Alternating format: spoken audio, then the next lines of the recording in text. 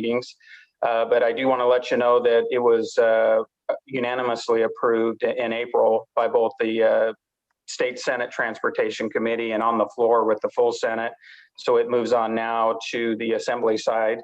So I'll keep you posted on how SB 548 fares as it moves forward.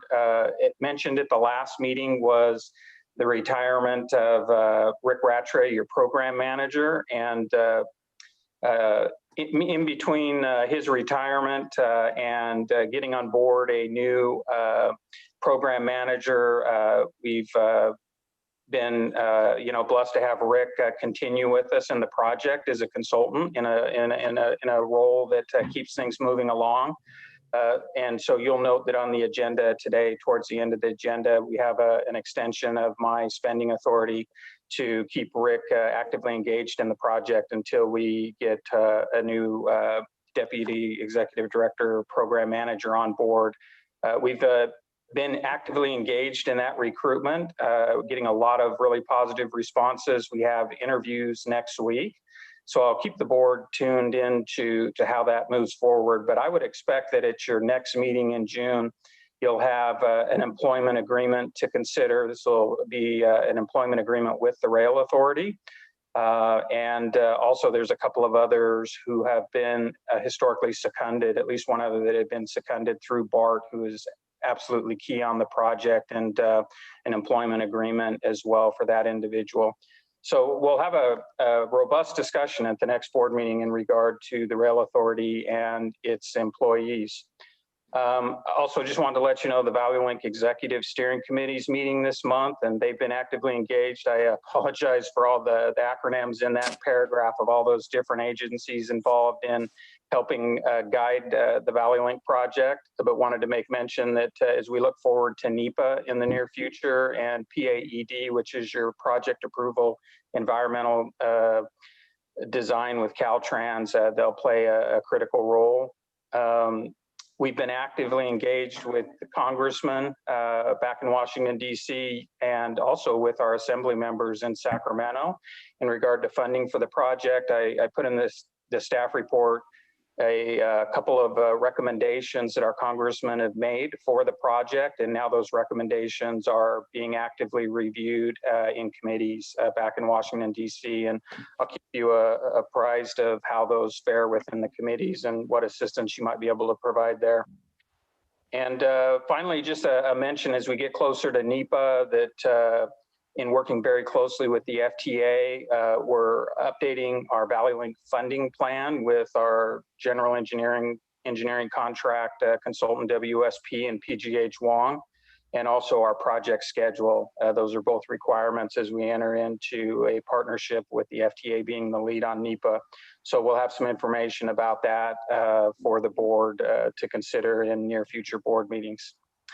So with that, be happy to answer any questions. There's certainly a lot of balls up in the air on this project, but things are moving forward, and we're really excited for today and for the future with ValleyLink.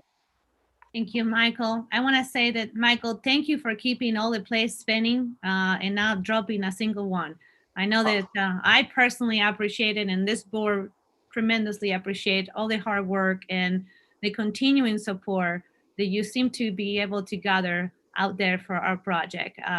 Most of us, I think, feel very near and dear. This project is crucial for the well-being of our community. So thank you for doing that and continuing the devotion that you have for this project. I also want to express my gratitude to the 3 congressmen and the congressional representatives that are very engaged on this project and supporting our efforts, especially the funding request that we have done.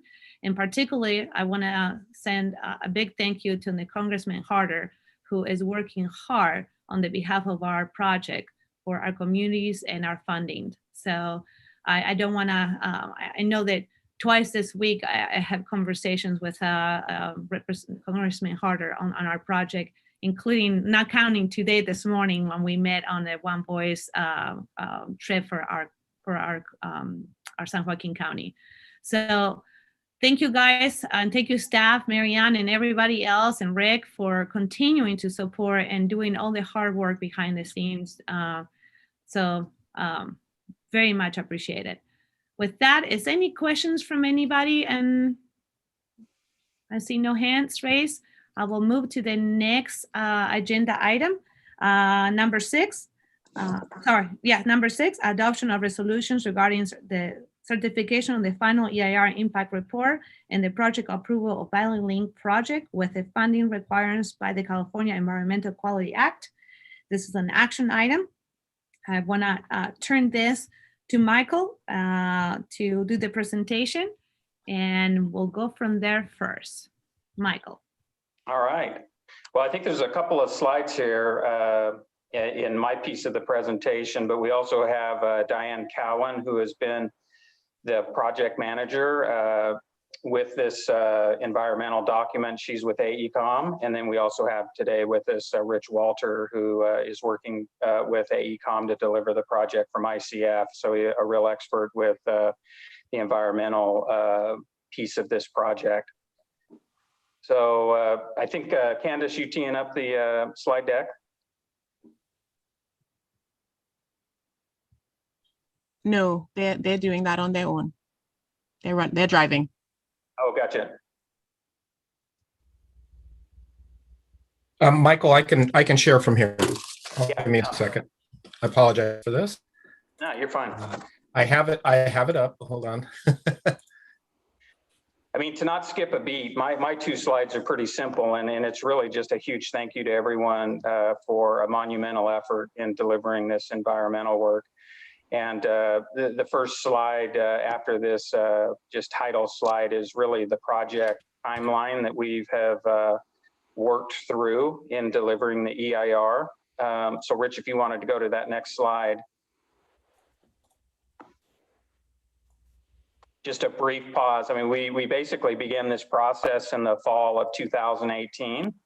And after a series of public meetings and the draft EIR being released and receiving public comment and offering responses to that public comment in the final published EIR, we're here where that red arrow is with the certification of the final EIR.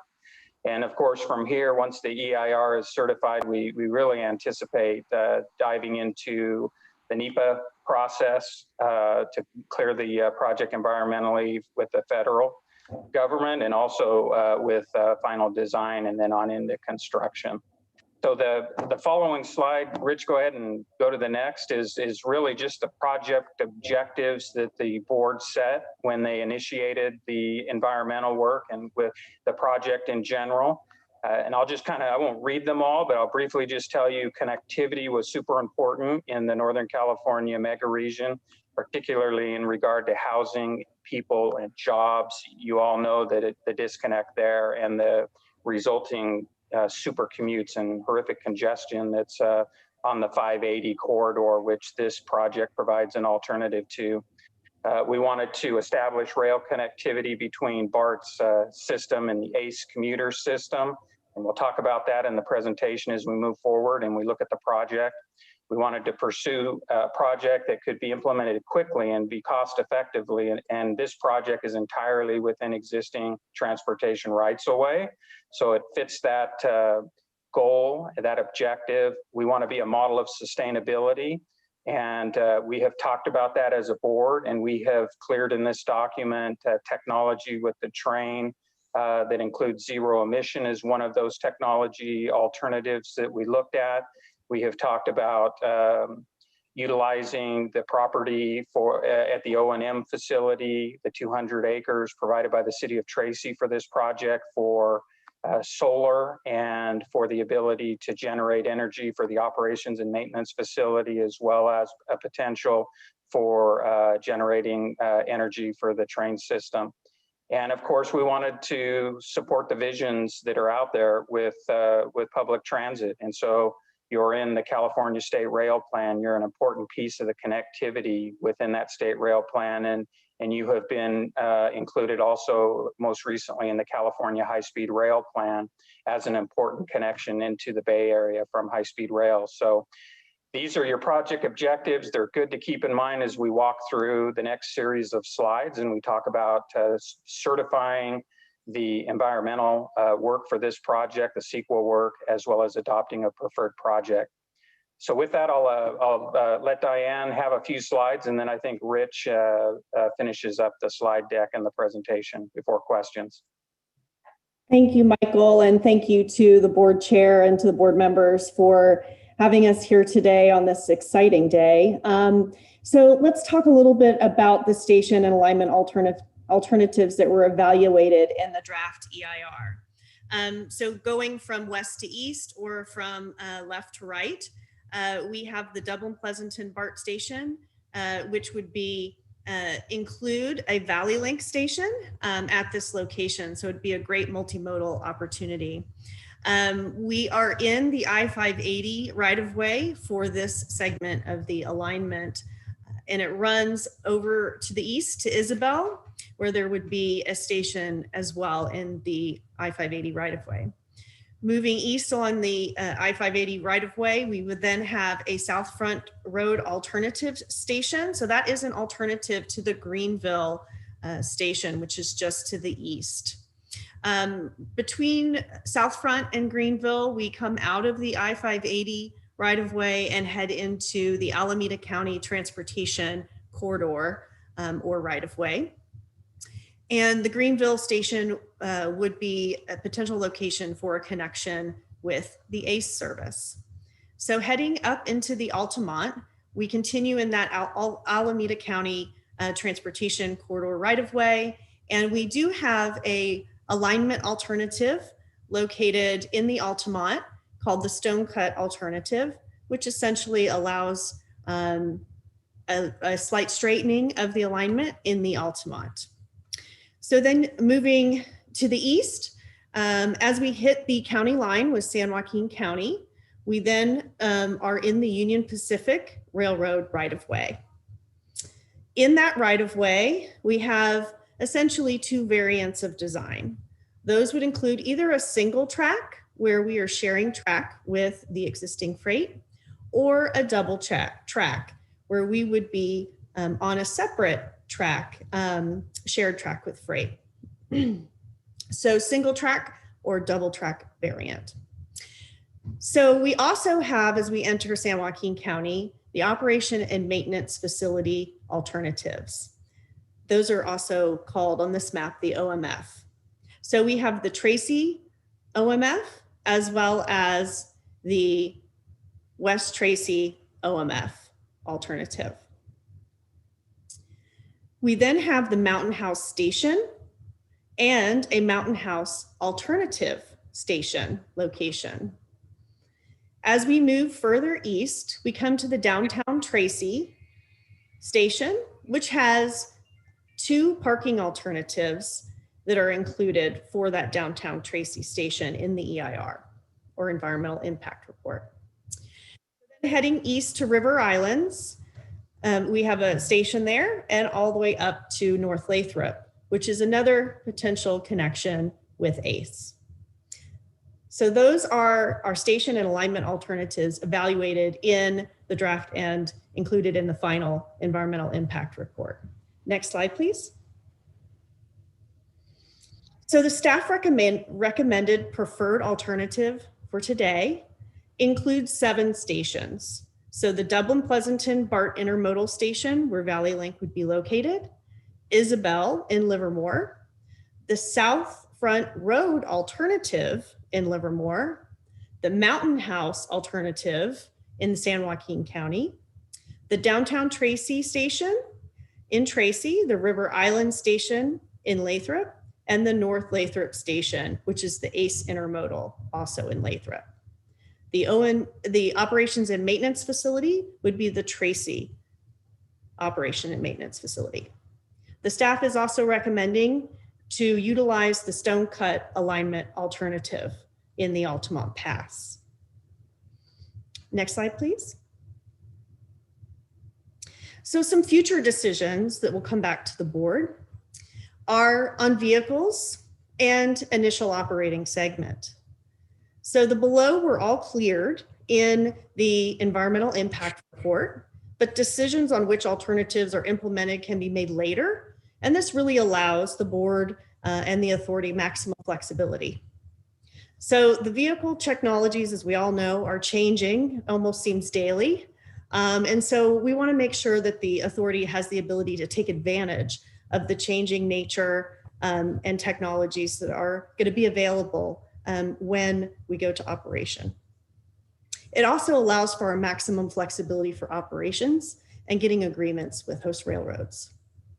So the initial operating segments, we have one that would go to Mountain House and one that would go to South Front Road. So either of these could be implemented if not enough funding is received, for example, or if construction phasing requires us to have smaller segments constructed. So these are good future decisions for us to consider. And I believe next I'm turning it over to Rich to talk a little bit more about the staff decision.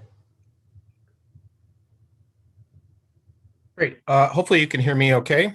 I'm Rich Walter with ICF. It's great to be here today. So some of the benefits of the preferred alternative versus the proposed project that was presented in the draft EIR. So I want to make one thing very clear to everybody is that the alternative elements that we've included in the preferred alternative were studied at an equal level of detail to the proposed project. So there was a detailed air quality analysis or biological resources analysis. So there isn't anything that was left out in terms of the level of detail, and it was all in the draft. And so CEQA does allow that it requires that you have a proposed project disclosed in a draft document, but it allows the lead agency to select alternatives or alternative pieces to include in the project that may be ultimately approved.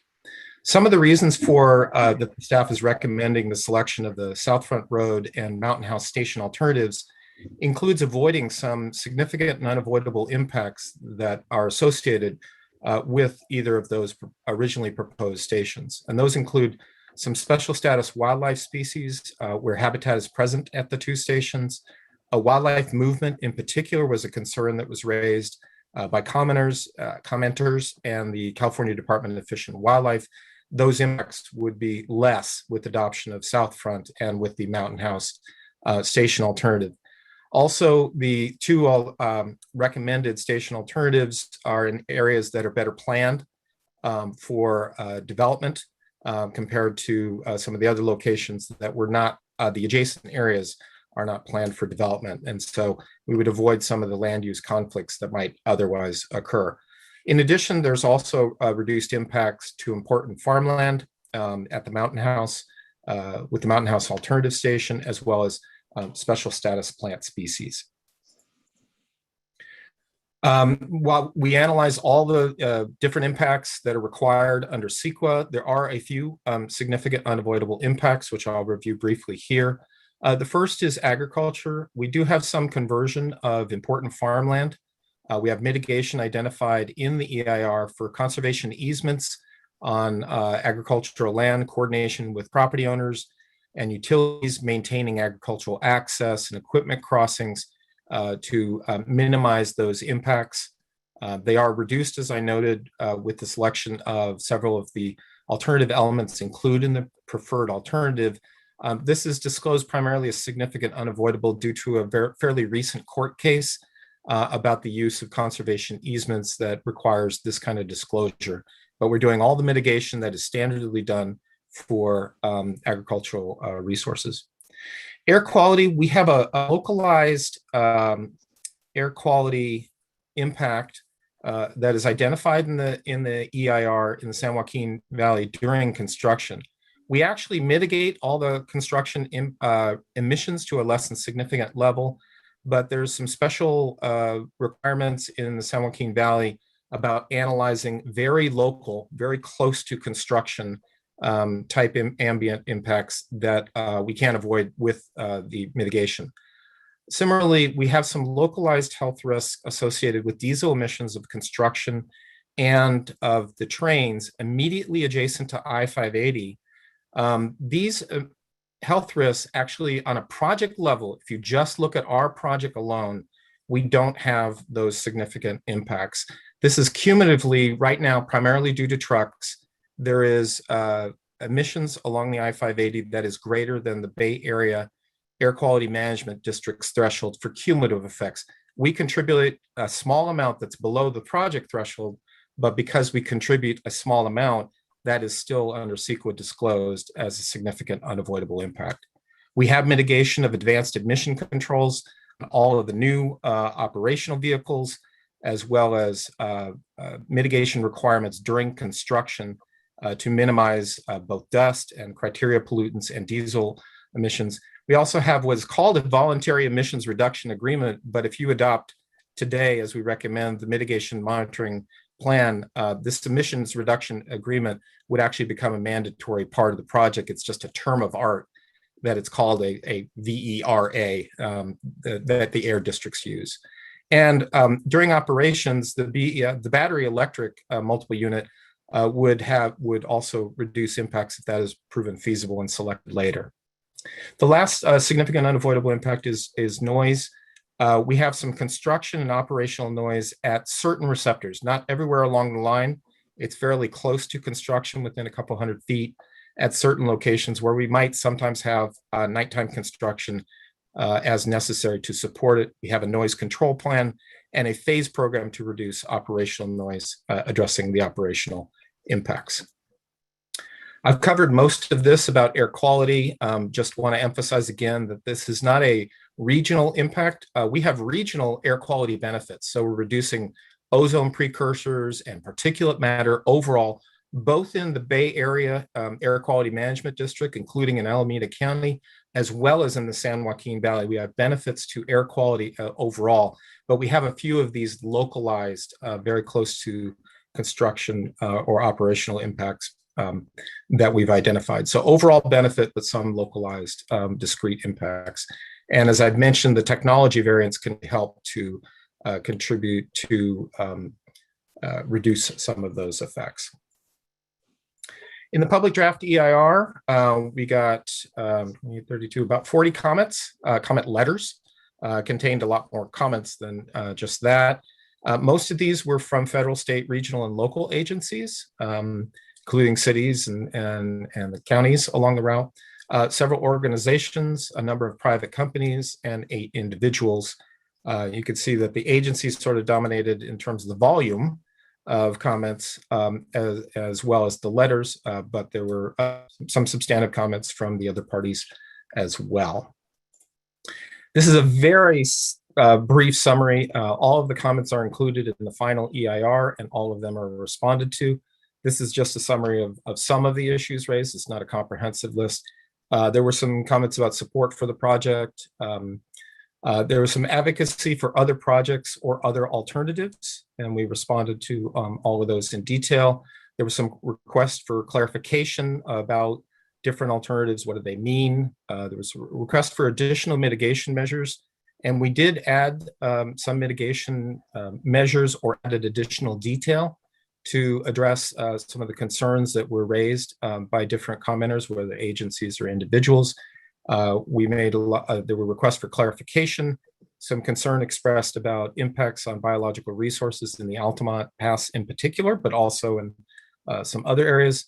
Requests for clarification of ridership in the VMT, vehicle miles traveled analysis associated with the project or alternatives, impacts to transit providers such as BART or San Joaquin RTD, working with agencies during the design and implementation phase, right-of-way impacts, and clarification on construction impacts.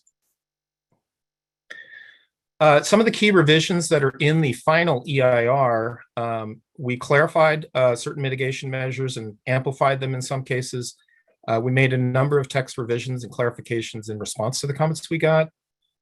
We provided some additional detail based on some comments we received from BART about both the construction and operational impacts and kind of interface with BART, where we added more detail to that.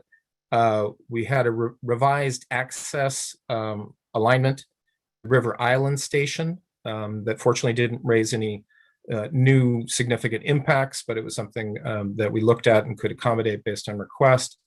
We also made revisions to the parking for the initial operating segment in Mountain House, just looking at that and how it might be sequenced best.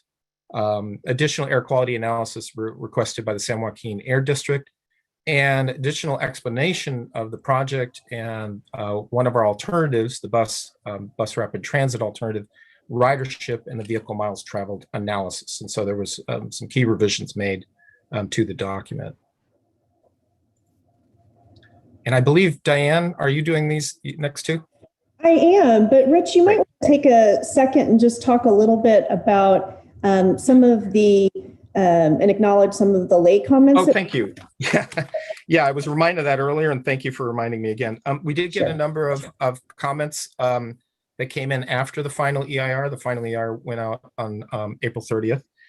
We did get a number of comments that came in the last 2 days. A number, I would say none of the comments raised anything in terms of issues that were not fully addressed in either the draft EIR or the final EIR in response to comments, but they were reiterating some of the concerns that individuals had. There were questions about air quality impacts and some concern raised about that, particularly on those, as I tried to explain in my presentation, kind of the difference between a regional overall air quality impact and some of these localized impacts, but some people expressed concern about those. There were questions about the South Front alternative. I think some people were concerned that, hey, the South Front road alternative is new and wasn't covered in the draft EIR, and you have to go back and recirculate that. And actually, we did cover the South Front alternative. There were some folks who have a different interpretation of AB 758 and some of the funding that had been identified through Alameda County BB. Which some of those concerns were expressed in comments and we responded to them. City of Pleasanton had asked for some clarifications around the timing of parking improvements at certain areas. It's more of a implementation detail. And there was some letters that were support of the project. There were some people who were opposed to the project. So that's what we've received so far. But I would reiterate that I didn't see any issues that were not previously responded to on the record in the final EIR or addressed by analysis in the draft. Great, thank you, Rich. Appreciate that. So today, the recommended action, I'm going to touch on this quickly and then talk about some next steps and then pass it back, of course, to the chair. So recommended action is to adopt a resolution of the Board of Directors of the Tri-Valley San Joaquin Valley Regional Rail Authority, certifying the final environmental impact report for the Valley Link project, and also to adopt a resolution of the Board of Directors of the Tri-Valley San Joaquin Valley Regional Rail Authority, adopting CEQA findings of fact, statement of overriding considerations, and mitigation monitoring and reporting plan, and approving the Valley Link project. So that is the recommended actions that are on the board for today. So next slide, let's just go through the next steps and then we can pass it back to the board. So after adoption, assuming adoption today, there would be a notice of determination that would be filed with the state clearinghouse and the county clerks for the environmental impact report.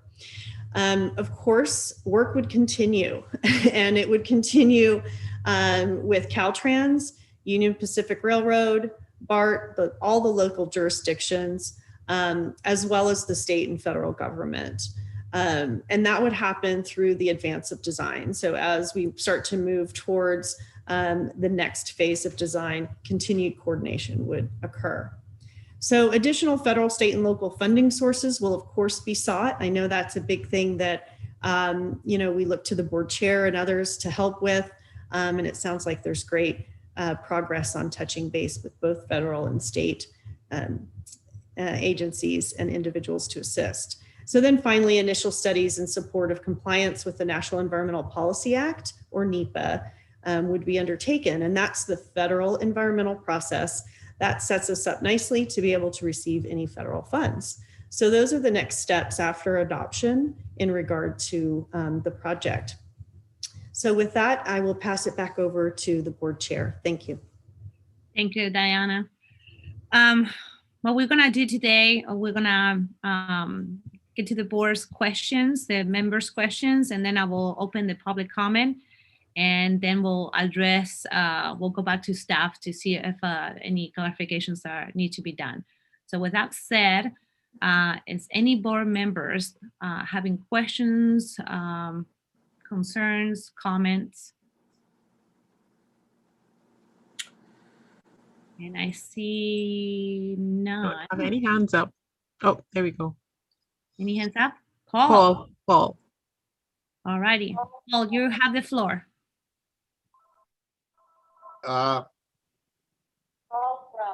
Yes, yeah, this is Paul from the city of Lathrop. I was just looking at the Mountain House alternative. I know they work hard in that area. Has anybody spoken to them to see their opinion and how they feel about the new modifications?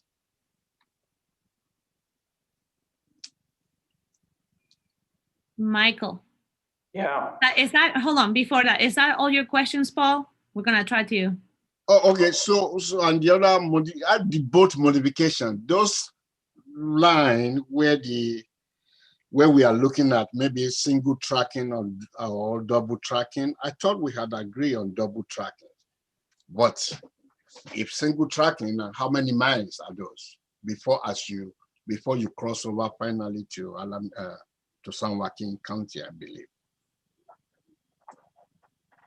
Is that it, Paul? Yes, ma'am. Okay, Michael, 2 questions then. I will leave the easier one. We went back and forth. Go ahead, Michael. Yeah, so I think to kind of be summary mode, as you've heard, the Mountain House alternative is environmentally superior, and it's also closer to our O&M facility, which offers some advantages in regard to the alternative, I guess I should say the alternative offers some advantages with O&M. And we also looked at the distance that residents in Mountain House would need to travel to the Mountain House station versus the Mountain House alternative.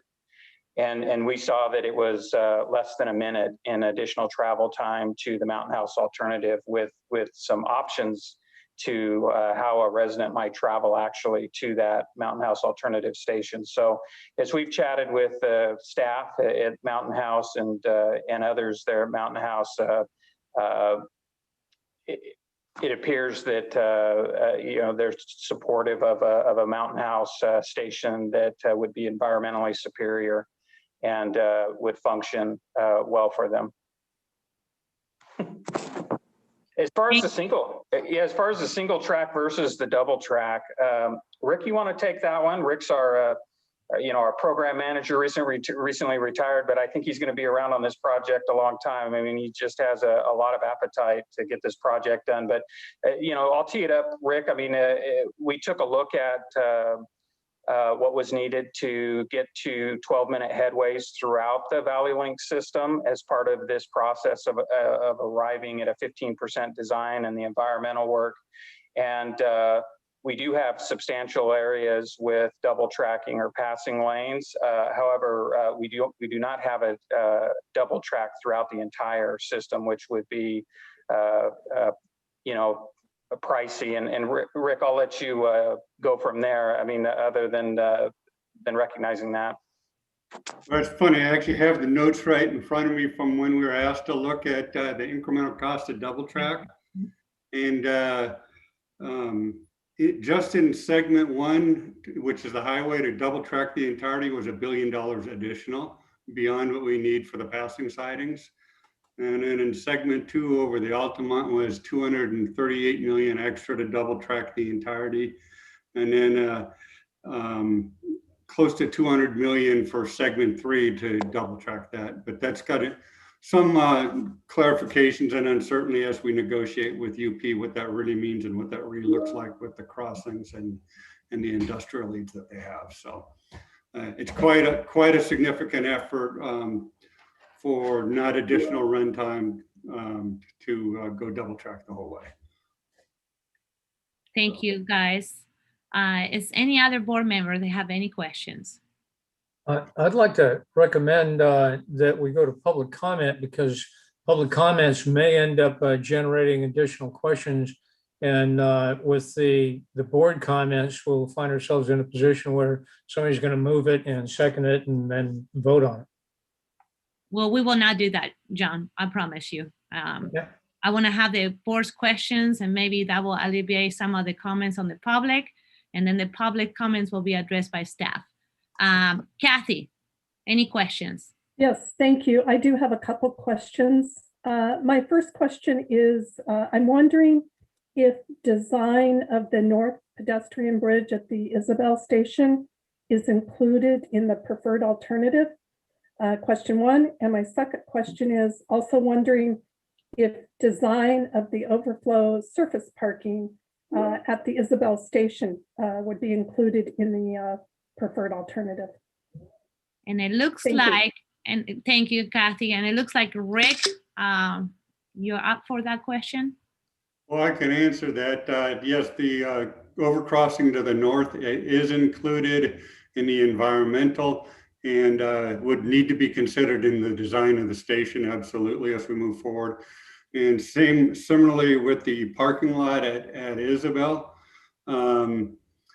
we will have to do the ultimate design. How much we build of it will be dependent upon what we already feel the need is. But as you design the parking lot for the full surface, you have to make sure it's an integrated component. So we'd be working with our stakeholders in the community to, have them involved in both of these efforts to ensure that we're all on the same page. Wonderful. Thank you, Rick. John McFarland, do you have any questions? Yes, I do. Rick ended up addressing the additional cost for double tracking, and I'm shocked at that. It's pretty onerous. But the question I have is for the double tracking if versus single, what would that do to our timelines? With the location of our passing sightings as we've identified them, it does not change the operating frequency or headways. Okay, thank you. No, they've been situated based on a simulation to allow flexibility so that there are double tracks where trains would pass in opposite directions. No, I meant for construction. Oh, I'm sorry, for construction. The biggest element is really going to be the I-580 and the additional impacts to the extra widening there and the additional potential right-of-way takes. So it would add time. I don't know the answer off the top of my head, though. All right, thank you. 580 is going to drive the schedule. That much I do know. You mean Caltrans? Yes. So now, gentlemen, let's be nice. So All when right. I focus my comments just to that segment, it's because that will be the critical path. Yeah. Thank you, Rick. Brittany. Hey, so I've gotten some comments from individuals who may be a little bit confused on what an EIR is. So I just want to clarify that here. Environmental impact report is only environmental impact, correct? No budget is expected to be listed in this document. Is that correct, Michael? Michael, you want to help me out? Michael Conneran? Yeah, I'd say correct. We do make mention of financial issues, but the purpose of the EIR is not to look at the budget for the project. And there was also some concern that because we included diesel, that must mean we're going with diesel, but we're making the decisions about the types of trains and all of those other things at a later time. We have to include every potential option, but that in no way this EIR is suggesting what choices we will make in the future. That's absolutely correct. Okay, just wanted to clarify that for some people that have reached out. Thank you. Thank you so much. Supervisor Hart. Yes, I also would like to clarify comments of concern that because we've made some changes to the locations of stations that this would require a recirculation of the EIR. I think we addressed it briefly, but I would like to hear from our attorney that we've heard that concern and how we respond to that. Certainly. The draft document looked at a variety of alternatives, and really part of the purpose of CEQA is to have an agency look at the project they're planning to do and see if there are alternatives that they could implement that would reduce some of the impacts of the project.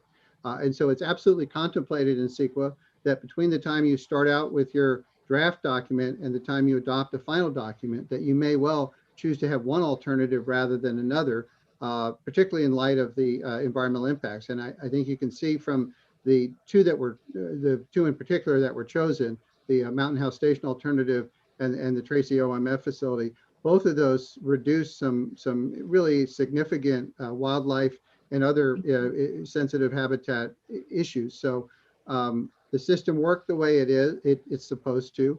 All of the impacts of those alternatives were just, as Rich Walter has stated, were fully disclosed and discussed in the document. So everything's already been disclosed and discussed. I just think we're looking at one other thing, the Southfront alternative. Similarly, the station at Greenville, while it had some benefits, also had a number of significant drawbacks.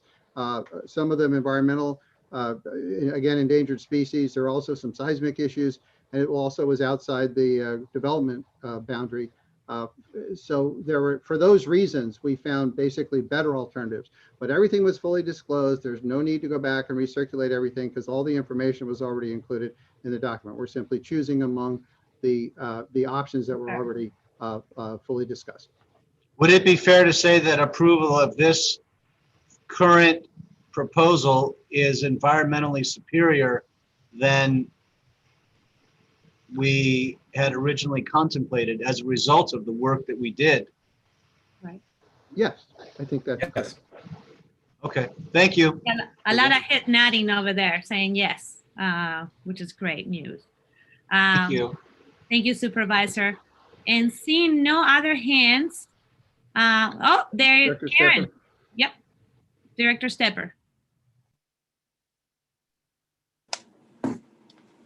Karen, you're on Karen, mute. you're muted.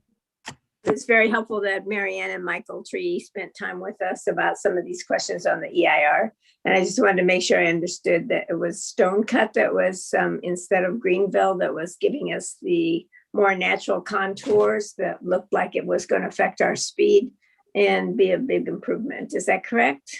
Well, Stonecut other than the original alignment, but not Stonecut's not related to Greenville Road.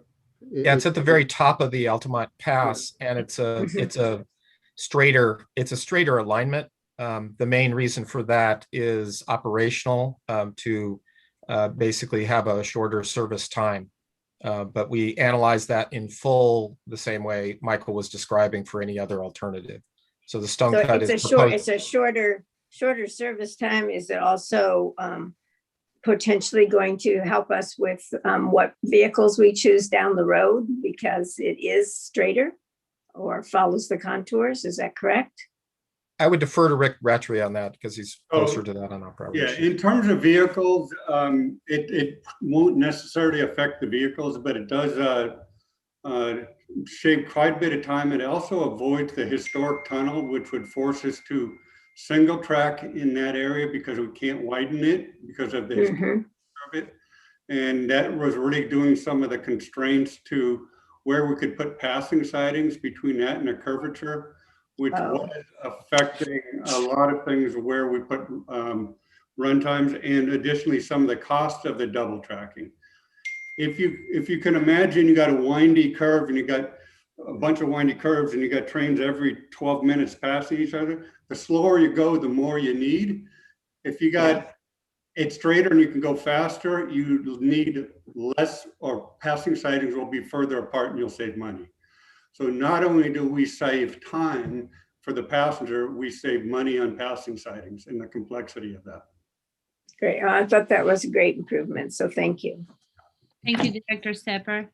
Director Kick. One more, sorry, looked at my notes, realized there was another one.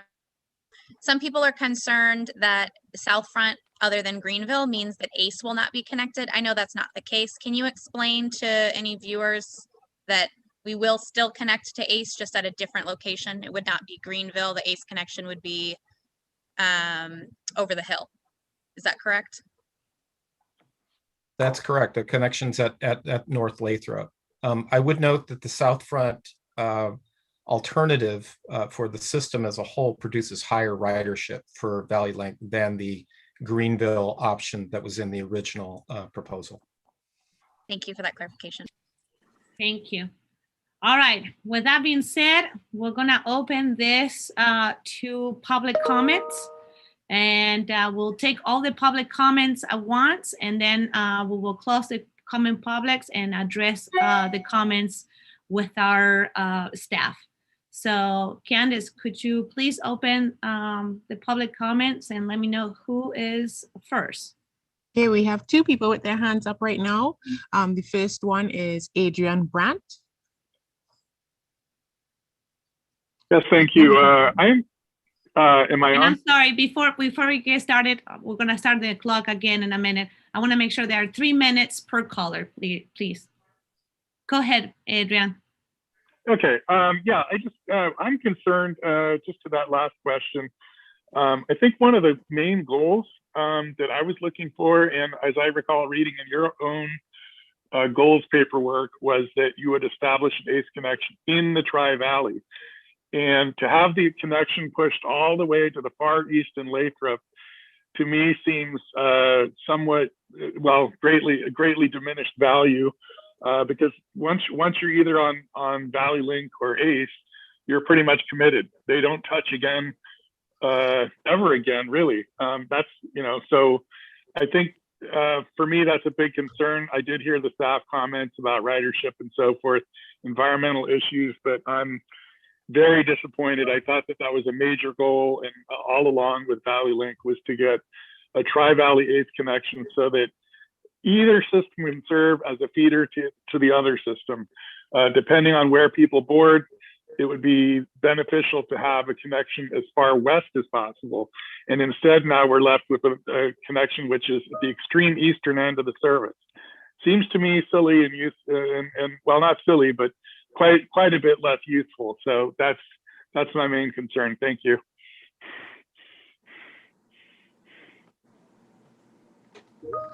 Okay, our next person is Vaughn. Vaughn? I'm assuming, yeah, I can. I'm assuming you can hear me. Nice One to state. hear you again. Can you hear me now? Yes. Okay.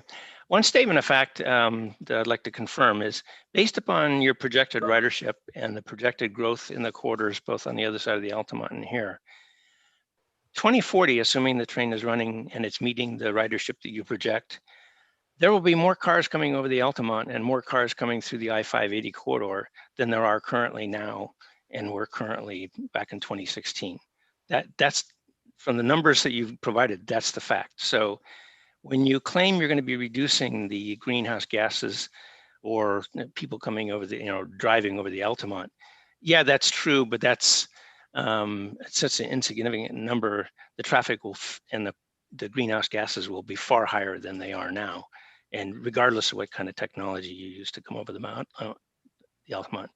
Plus, the reason you're going to 24 or 12-minute headways is because if you went to 24, it would overflow the BART system, which this whole project is just a thing to get the people to the BART, because the overwhelming majority of people going to the Tri-Valley and going through the Tri-Valley and from the Tri-Valley are not going over BART service area.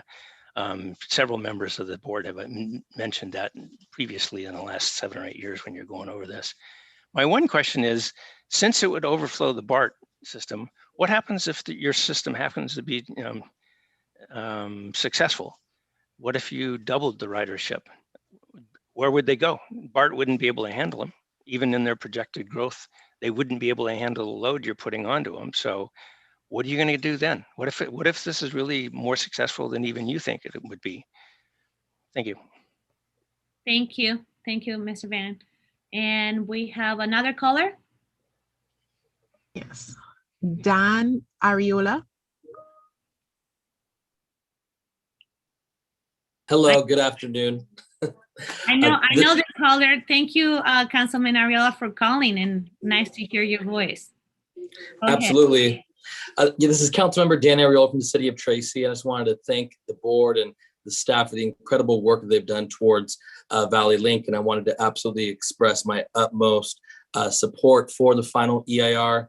For those members of the board who, maybe who don't hear as much from the San Joaquin County side, and in particular for the city of Tracy, we have a unique challenge in that we are geographically located between the three, large highways that essentially funnel traffic through that Altamont corridor. And because of the traffic along the freeways, it highly impacts, every output access for our community members. And so it really is, really monumental problem. And so this is such an incredible opportunity, not only for our city, but for the region. And because of that, I want to give and express my utmost support for this, and in any way that we can help to partner and advance this project for Valley Link. And in addition, I do want to extend thanks to Mayor Pro Tem Veronica Vargas and Supervisor Rickman for their efforts throughout the years on advancing this project for constituents in the city of Tracy. So thank you so much. Thank you, Councilman Ariola. I appreciate you calling in and taking the time. We have any other callers? Yes, we have Dino Magoras. Hi, Dino. Good afternoon, Veronica. Thank you for allowing a comment on this. My name is Dino Margaros, and I'm Executive Director for Downtown Tracy, also known as Tracy City Center Association. I want to echo Councilmember Ariola's comments on, this being a great project, our support 100% behind this project, endorsement of the EIR, CEQA, NEPA, everything under the sun. You've all done a great job, fantastic job. We're looking forward to this meeting our regional transit needs. We can't be more thrilled. We're very excited and appreciate all of your work on this. So thank you so much. Thank you for calling, Dino. I really appreciate it. Is any other calls? I do. I have one more. It's listed as Cabane. Please state your full name.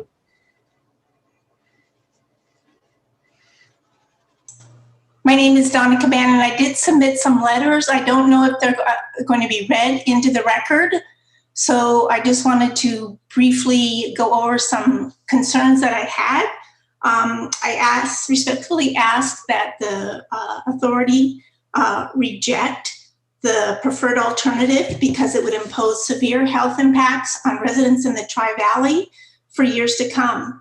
The total cumulative health risks as far as air impacts are unacceptable. They would exceed the Bay Area Air Quality District's cumulative health risks for cancer risk and PM 2.5 admissions in the Tri-Valley segment. Furthermore, I would like you to understand that the Tri-Valley is a non-attainment air basin. The Tri-Valley Livermore specifically triggered 14 spare the air days in 2018 and 56 spare the air days in 2020. So this is just another cumulative impact that would be added to the ambient air quality that is unacceptable as it stands now. The construction would add to that rather than take away from it, so it is not environmentally superior. Also, you could add more stringent mitigations, such as including banning the use of diesel-powered leaf blowers and other landscaping equipment in all Tri-Valley cities in San Joaquin County. These small diesel engines significantly add to greenhouse gas emissions, PM12 and PM.2 particulates.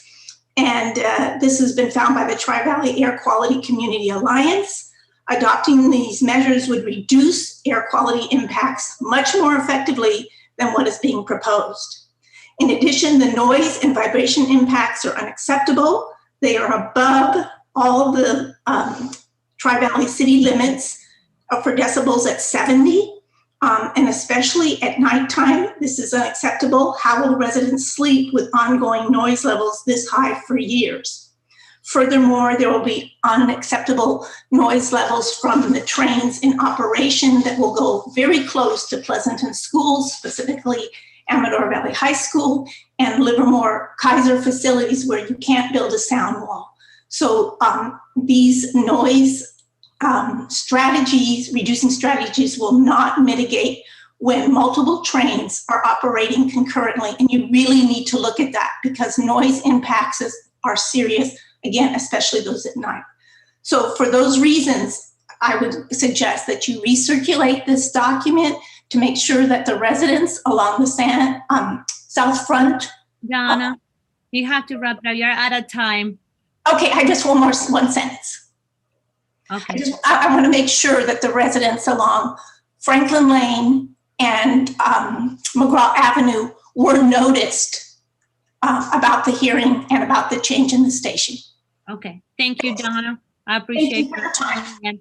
And is any, I want to make a comment that your letter was received, Donna, and because you spoke, not to double comment, we will not read that letter, but it's entered into the record.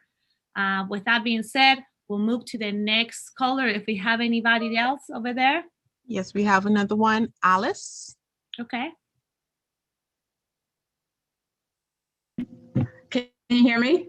Yes. Oh, thank you. I want to thank the Tri-Valley for the ER report. I'm happy to see the current update. And I am very happy to see that the Tracy station has not been removed, as stated by Veronica Vargas at our one of our project meetings that we had, that's saying that if we didn't do a TOD, that it would stop at Mountain House. So I'm happy to see that this is going forward after doing research and everything. I haven't heard from Michael Tree, but Michael Tree, thank you. I also want to thank our Board of Supervisor, Robert Rickman, for all his hard work he's been doing on this, and our State Assembly member, Carlos Valapola, for all the hard work that's supporting the Valley Link, as well as George Harder. I'm hoping that the funding would be there. And so I am happy to see that the Tracy station, wherever it's going to go, has not been removed as stated before by Councilwoman Vargas. So I want to thank the board for all your help and the ERI team. Thank you again. Thank you, Ms. English. I appreciate you calling in. All right. Is anybody else? That's it. We don't have any more. We did receive letters, written public comment, and those are all posted online underneath our upcoming meeting materials. But I will read a list of the people who made comments. Okay. Who submitted letters. We received comments from the Dublin Chamber of Commerce, Innovation Tri-Valley Leadership Group, Evan Branning, Pleasanton Chamber of Commerce, Livermore Valley Chamber of Commerce, the City of Pleasanton, Bernard Cabane, Donna Cabane, Jeanette King, Tri-Valley Air Quality Community Alliance Oversight Committee, Alice English, Shirley Lewandowski, the law offices of Jason Bezes and Joseph Gakar. And that's it. Thank you, Candace. And I want to point of order. I do disagree to some of the comments made by Ms. English. I did not say that we will lose a station in Tracy. However, we have, as this board now, process a TOD, a policy where we need to have an amount of housings per the entire corridor. So City of Tracy is still working on that TOD policy that we are asking the city under their land use authority to accommodate our policy to just have TOD over the overall line of the train. With that being said, Michael, I hope you took good notes of all the callers, because I'm passing it on to staff for staff to address the comments made by the public. Michael Tree, you have the floor. Yeah, I think I'd like to turn it over to Michael Connor and our attorney, and also Rich Walters to answer those questions. And then if there's some that need to go beyond those two, I can I can help. Michael, why don't I answer that first comment, and then I think I'll provide Rich the opportunity to respond to the rest of them.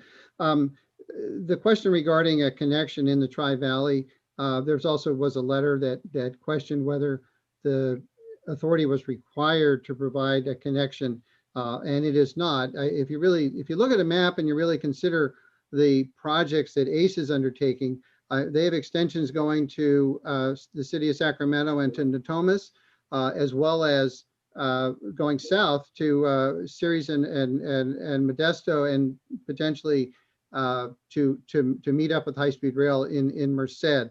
2 of those 3 projects have already had final EIRs adopted, and they're in final design.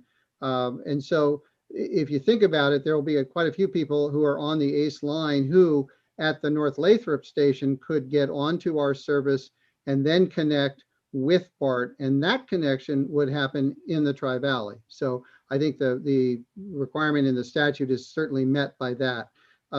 Secondly, while there are good reasons why the Greenville Road alternative was not selected, Southfront is not very far from the Vasco Road ACE station, and presumably, just as there currently is a shuttle bus between the Dublin Pleasanton BART station and the Pleasanton ACE station, something like that could be undertaken. It is not part of this project, but that would not be a difficult thing to do. But I think, and I'll let the consultants answer this, I think the ridership is such that people will likely either pick ACE or Valley Link to get to their alternative. So clearly the ridership was better for Southfront in that regard. Let's see. So finally, as you noted, Michael, we do have legislation. There have been some people who question the wording in the document, I mean, in the statute, and that bill is now before the state assembly. And I'll just note that the requirement is about connectivity, and certainly building our project will certainly create more connectivity in the Tri-Valley. It may not be as perfect as we might have been able to do at Greenville, but that was clearly not the best alternative. So I don't think we have any concerns there, and I'll let I think the consultants take it from here. Thank you, Michael. Just one additional point on the question about the ACE connection.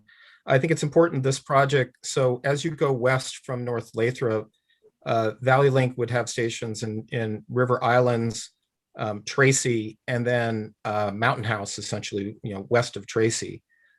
So there are 3 points of connection there. ACE only has the station in South Tracy. So the likely connection for people who are living west of there going to BART is going to be Valley Link in that context. So it's an important aspect of that. On the second commenter, asked about ridership in 2040 and greenhouse gas emissions. I think, and we got similar comments on the draft EIR. This project will not, take every car, off of I-580. That's a bigger challenge. But as we presented in there, the choice is, do you have any transportation alternatives to driving or not? And Valley Link really provides that. So we quantified in detail what the greenhouse gas emission reductions with that ridership of Valley Link being diverted from the freeway. So I don't think it's presented as the sole solution to the 580 corridor, but it is part of the solution, and that's what we presented.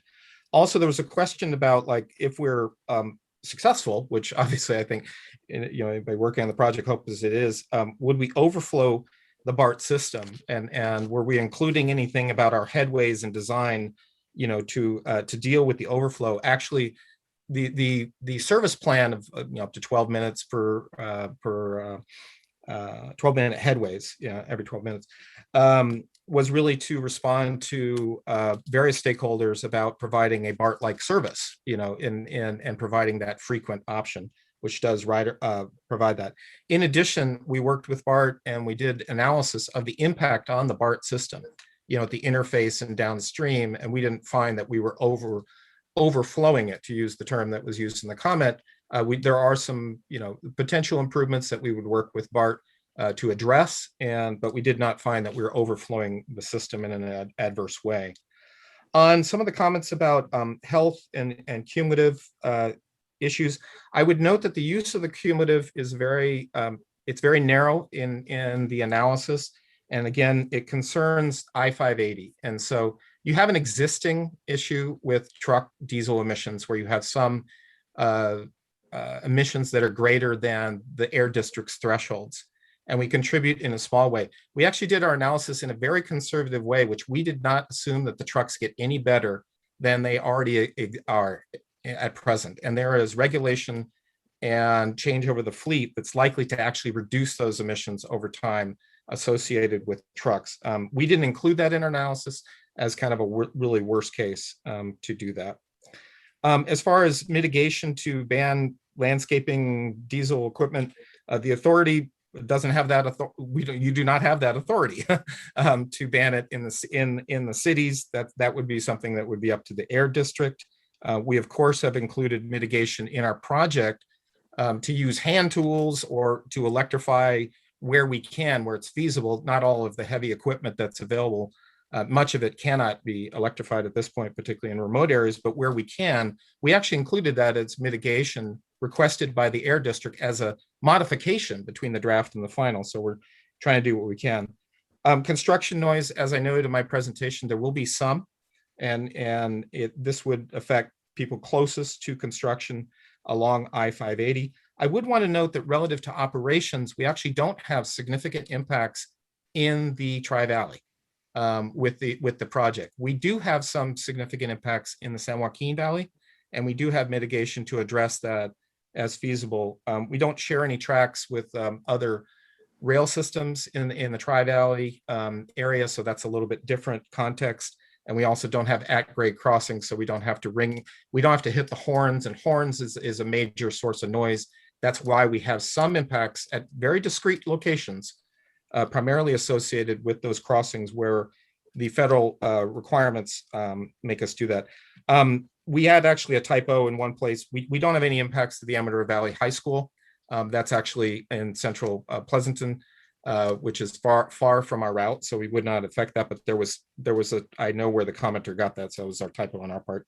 And for the Kaiser facility, we actually analyzed the Kaiser facility along Las Positas Road in our noise analysis specifically, and they're about 600 feet away from our alignment, and they would not be significantly affected. As far as noticing, we followed all the rules of noticing that are required in CEQA, both for our notice of preparation when we started this, for the draft, and we've also specifically, I think that was raised relative to Southfront, we have notified anybody who has property acquisitions associated with this project directly for that. And I think that's all that I would provide some additional information on the issues that were raised in public comment. I think you got him. You got them all. So thank you so much, everybody. I want to say that I'm very proud of what we have reached to this point as an important milestone in our project. And we're moving forward closer and closer to the completion of this endeavor, which is called Valley Link. The project will bring congestion relief to more than 97,000 commuters traveling daily over the Altima Pass. And that is according to the new University of Pacific report that was done this year. People to continue to suffer on a daily basis, living to the anguish of super commuters on this commuter hours, and they actually are being hurt by us now moving forward as quickly as we can possibly can. Our environment is getting hurt, our economy suffers, but most importantly, it translates into the loss of 28 days per year on average for each individual commuter. And this hurts our community and hurts our families. So I wanted to just add that because earlier last week or this week, I met with our congressman and I shared this report and I shared this data, and it has increased. Every year it increases. So every little bit that we can do to help our environment and our communities and our constituents is valuable. With that, it looks like I have a couple questions, but I'm looking for a motion as well. So I'll start with Director Hudson and then Vice Chair Hernandez. I should unmute myself also. Yeah, I really like the answers that Rich was given, though. I want to correct one thing. I guarantee you, as a 12, 13-year member of the Bay Area Air Quality Management District, we are not through improving truck traffic and the emissions from diesel trucking through the Carl Moyer program and now with the Volkswagen lawsuit.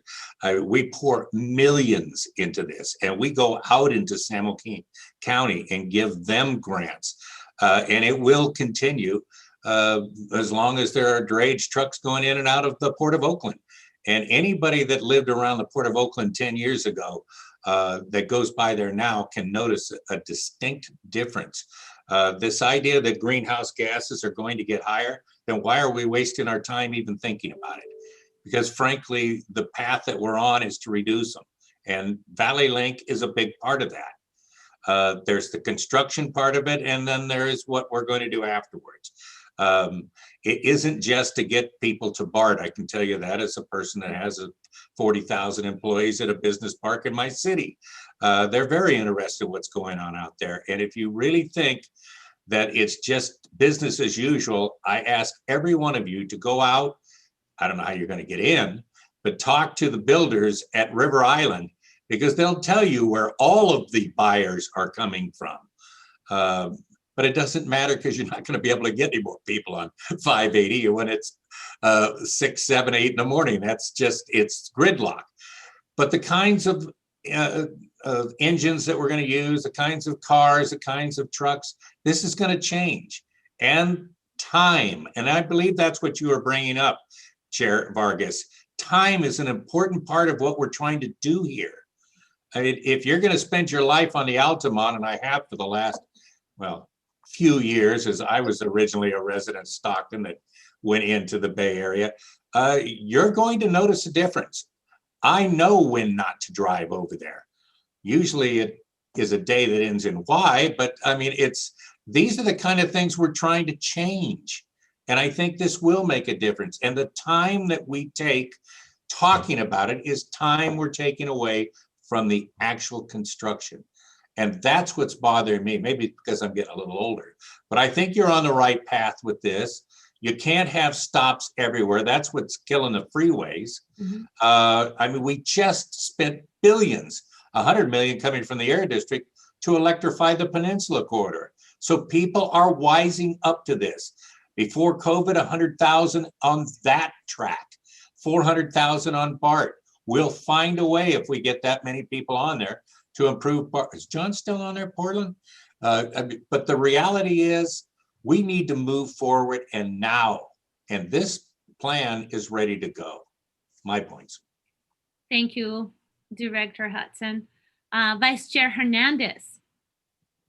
Thank you also, Director Hudson. I just wanted to add that this is such an exciting time. I was talking to Michael Tree earlier this morning saying, I woke up in the middle of the night and said, we're actually here at this point. So I definitely want to thank all of the staff, all the hardworking, hours you guys put into this, but we cannot leave out Supervisor Haggerty. He was the main creator and the main go-getter and the train rider. So he is definitely cannot be forgotten at all in this with this whole system coming through and moving forward. And it's about creating jobs. It's also about making sure that we're giving our residents, not only in Alameda County, but in San Joaquin Valley, as well as a better quality of life. And I think people tend to forget that is why we're here, is to try to, follow through with some of our commitments and our promises that we make to our residents every single day. So again, we should be all proud of ourselves, especially staff and all the agencies that have been involved throughout the journey of this. Start back in 2018 when BART decided they were not going to fulfill their commitment to come forward to Livermore. So I want to say thank you to everyone. And again, Supervisor Haggerty, as well as our board, for always, being a voice out there to our residents and explaining, how Valley Link is actually going to work. Thank you, Vice Chair Hernandez. I wanted to remind, I do have Dan Wright, who have to leave in 3 minutes. So I would like to have the motion made and a second and roll call before we lose them. And we can still have comments after that. And I believe Director Warner is ready for that. But I wanted just to thank you. And I have to say, I believe Scott Harvey is listening. And I'm happy to see his name showed up on the list and could be thrilled that we're here today. With that being said, Director Warner, is your floor. Okay, thank you. I've read and understood the EIR document and support both staff recommendations, and so move them. And I do have comments for after the vote. Second. Go ahead, Karen. Second. Who makes in the motion? I would like to second the motion to approve the EIR and to do both of the resolutions at the same time. And who's the maker of the motion? Warner. Warner. Thank you, Bob. So roll call, please. And just, Madam Chair, just note, we can take one roll call on both resolutions unless anyone has an objection to that. I do not. Let's do it for both. Go ahead. Okay. Akinjo. Yes, ma'am. Cantu. Yes. Hobbit. Yes. Hernandez. Yes. Hudson. Yes. Kick. Yes. King Tingle. Yes. McPartland. Yes. Neram. Yes. Rickman. Yes.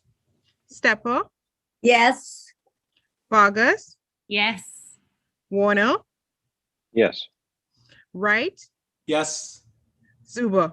Yes. Okay, motion passes unanimously.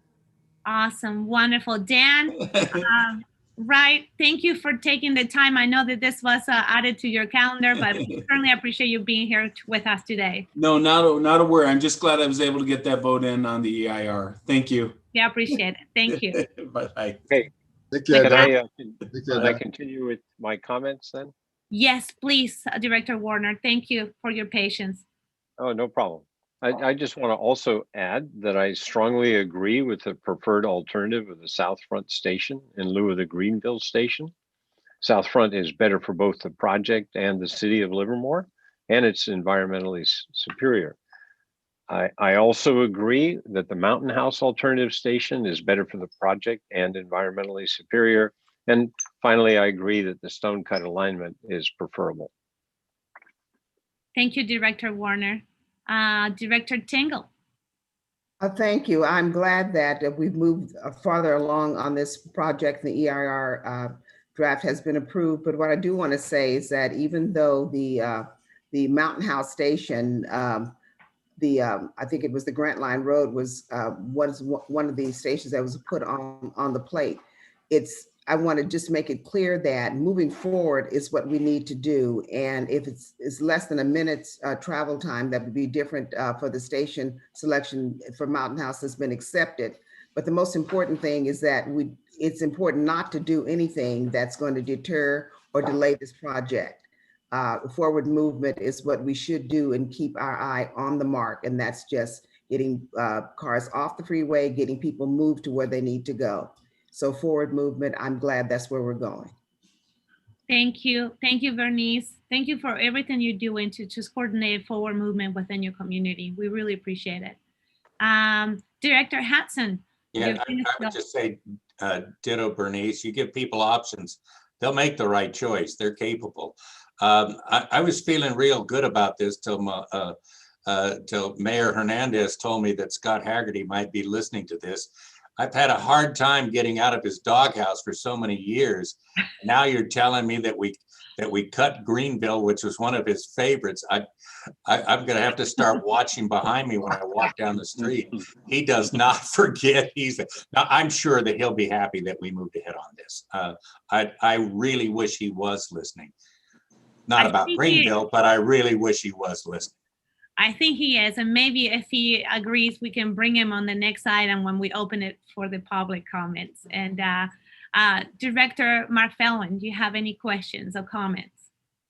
I have a comment, and that specifically is to Mary Ann Payne. Thank you. You've been working on this for literally decades, We're almost there, Marianne. We're almost there.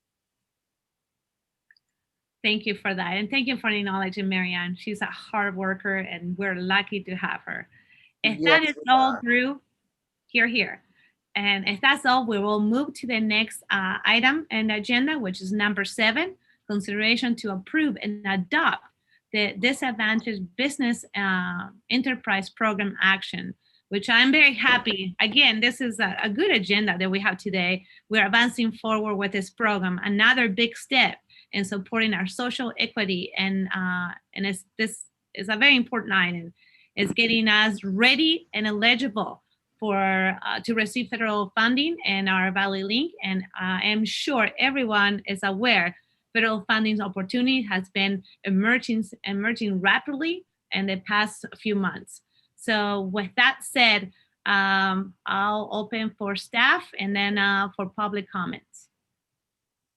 And I'll be brief, Chair Vargas, and only echo the comments that you have made that this is in preparation for federal grantee status.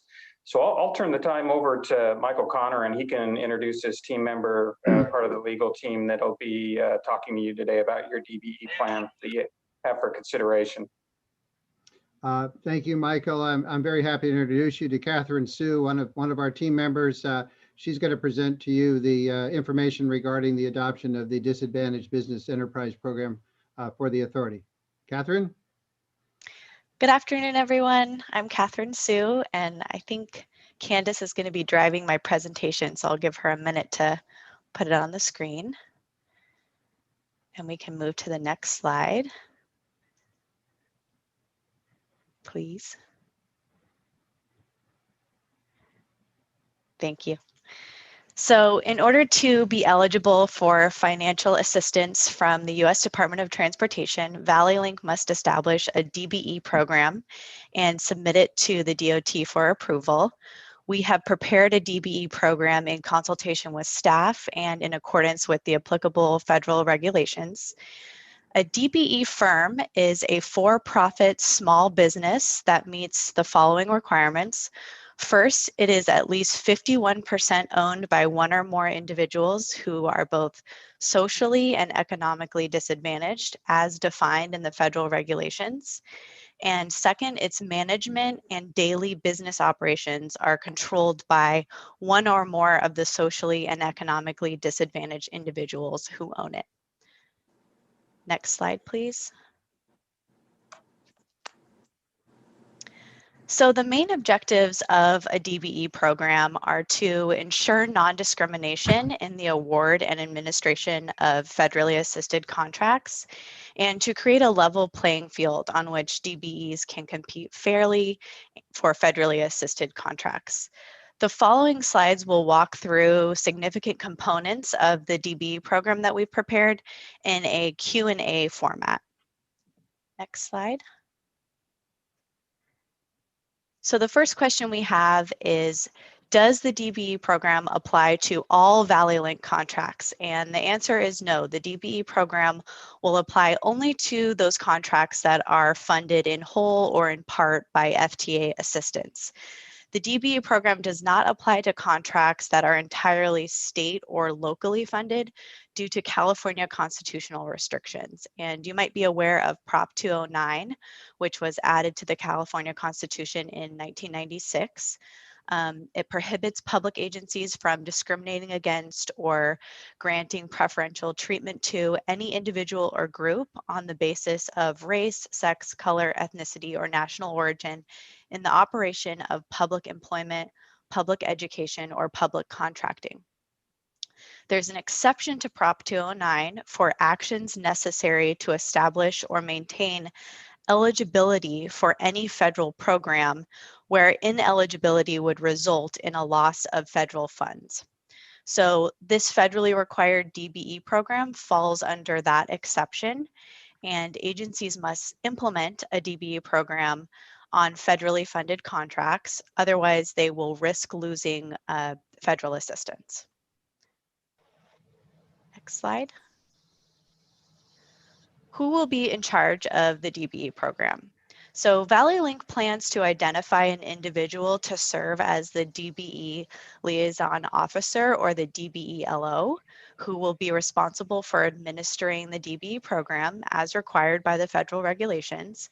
And once Valley Link receives FTA funding and has identified FTA-assisted contracting opportunities, the DBE-LO will develop an overall annual DBE goal, implement race-neutral measures to meet that overall goal, conduct outreach efforts, and oversee compliance with the DBE program requirements. The DBE-LO will have direct independent access to Valley Link's executive director and ensure that the DBE program is accorded the same priority as all other federal legal obligations. Next slide, please. So must DBEs be certified to participate in the DBE program? And the answer is yes. DBEs that would like to participate in the DBE program need to be certified through the California Unified Certification Program, or the CUCP.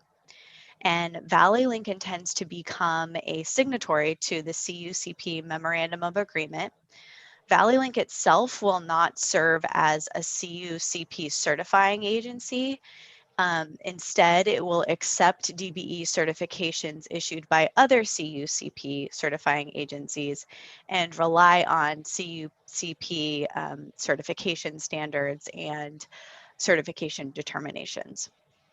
Valley Link also plans to use the Caltrans online DBE database to identify CUC certified DBE firms. So what is an overall DBE goal?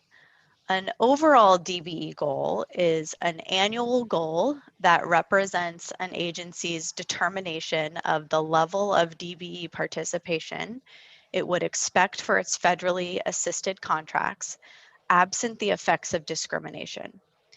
So agencies that are planning to spend more than $250,000 in FTA assistance on prime contracts in any given federal fiscal year, excluding transit vehicle purchases, must establish an overall DBE goal.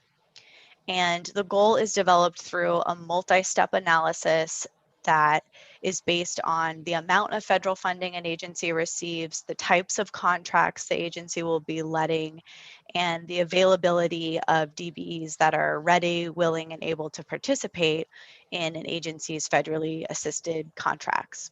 So at this time, Valley Link is not establishing an overall DBE goal.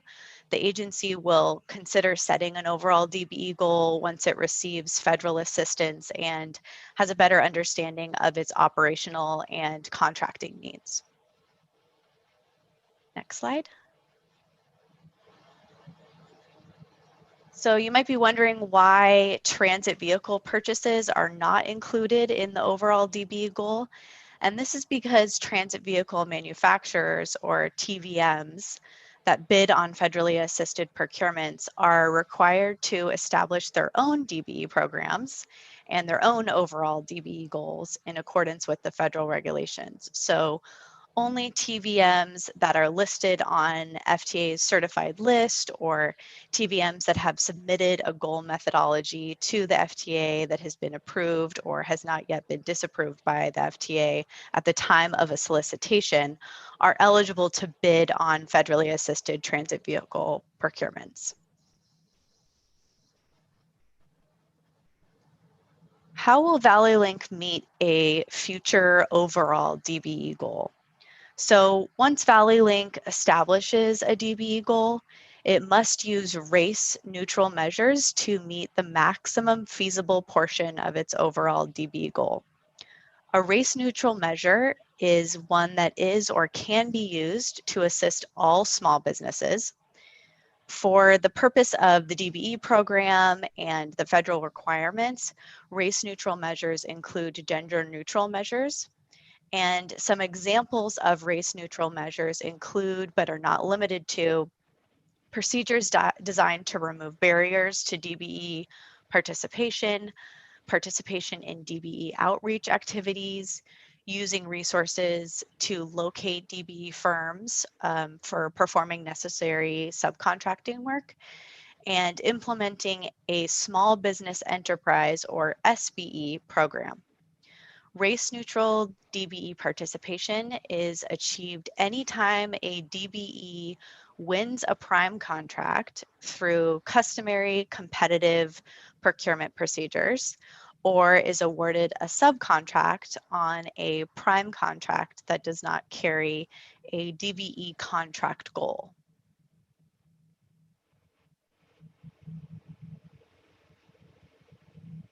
May Valley Link use race-conscious measures to meet an overall DBE goal? So race-conscious measures are focused on assisting only DBEs, including women-owned DBEs.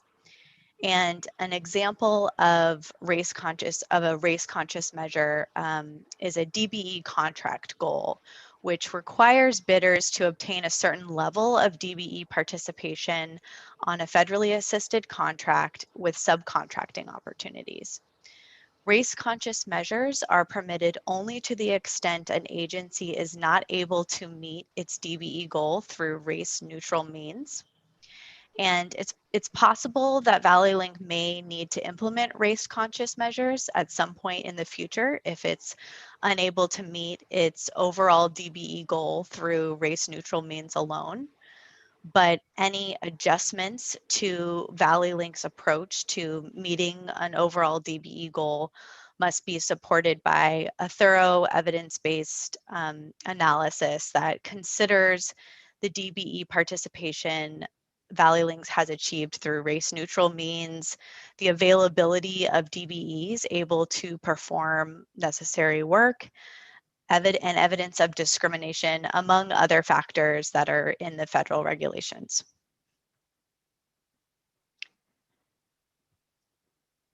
And what are good faith efforts? So if and when Valley Link establishes a DBE goal, bidders will be, a DBE contract goal, not the overall goal. Bidders will be required to meet the contract goal or demonstrate that they made adequate good faith efforts to meet that contract goal. So examples of good faith efforts to meet a contract goal include, but are not limited to, evidence of market research to identify DBEs, documented outreach to DBEs, and providing information to or negotiating with DBEs. Valley Link's future DBLO will evaluate the sufficiency of a bidder's good faith efforts based on scope, intensity, and appropriateness to the objective in accordance with applicable federal regulations. And Valley Link may not award a contract to a bidder that fails to meet or make good faith efforts to meet a contract goal. Bidders are entitled to challenge an agency's good faith efforts determination through an administrative reconsideration process that is required by the federal regulations.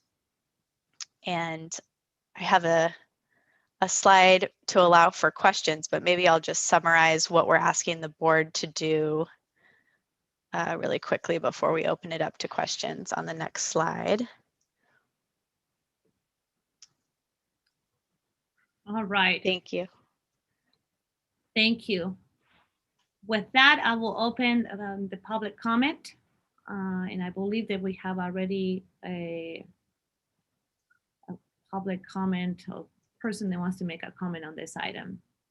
So Candace, could you? We have David Schonbrun.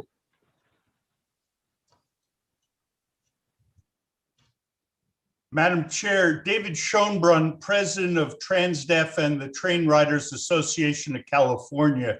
I was denied the opportunity to testify on the project approval resolution when you did not distinguish what the vote would be taken before you opened public comment. May I make my comments now, please? Give me a moment. Michael, could you please, I'm looking for our counselor to see if that is. I would let him go ahead. There was public comment was open. There was opportunity to comment on the measure. I don't want to discourage Mr. Schoenbrunn, but you know, he is commenting after the document has been, after the approval has been acted on. Okay. Well, I had a reasonable expectation, as you could tell by listening to your own board member who left saying that he appreciated being able to vote on the environmental. Our organizations have been involved in advocating for increased rail capacity in the Altamont corridor for the last 20 years.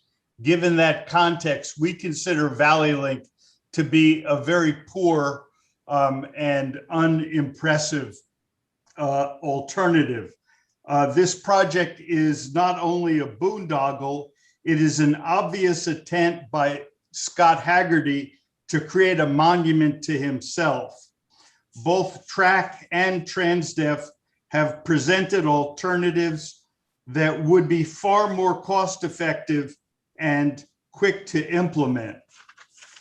We object to this project as a grotesque overreach of the mandate granted you by the legislature. This project is an extreme form of mission creep. There's no way to read AB 758 as a call to create an entire new transit system. All it ordered your board to do was to create a connection between ACE and BART. You have gone so far beyond that mission that you have emerged into illegality. You've approved the project, you've been insisted on it. I can only say that having worked on trying to bring service to the Altamont, the agencies that are most responsible for the failure to have adequate rail service on the Altamont corridor right now is the Metropolitan Transportation Commission.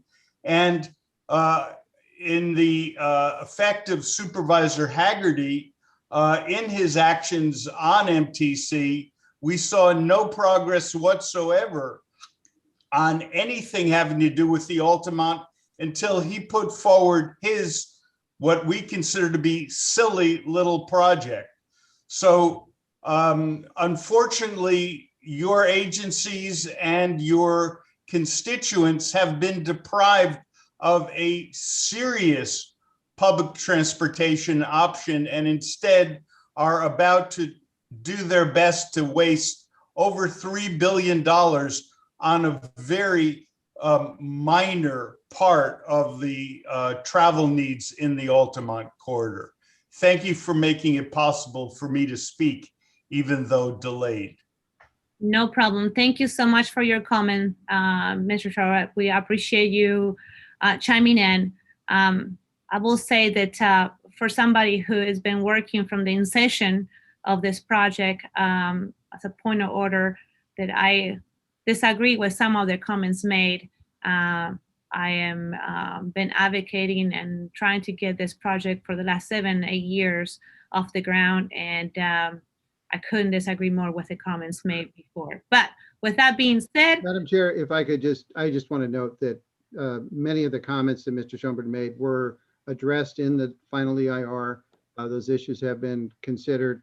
If you go back and look at the legislative history of our enabling legislation, the type of project we're proposing was certainly anticipated. So I know people have different ideas. People get very passionate about transit, but I think this was thoroughly and professionally done. And I think all of Mr. Schoenbrunn's concerns have been addressed. So thank you. And let's get back to DBEs. Okay, I agree. So again, the item here is for the Disadvantaged Business Enterprise Program, and the comment public still open. So I believe we have Mr. Campos next.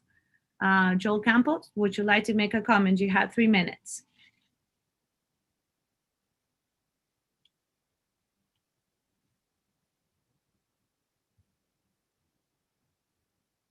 Can we unmute Mr. Campos, please? He needs to unmute himself. I've given him permission to speak.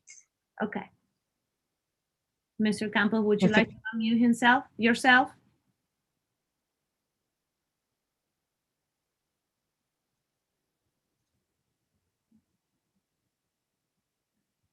Joel Campos, if you would like to unmute yourself, you have the floor for 3 minutes.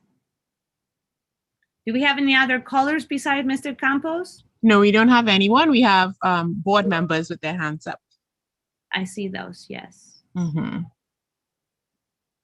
We'll give him another minute to see if he can unmute himself. If not, we'll go close the comments and maybe he can email us.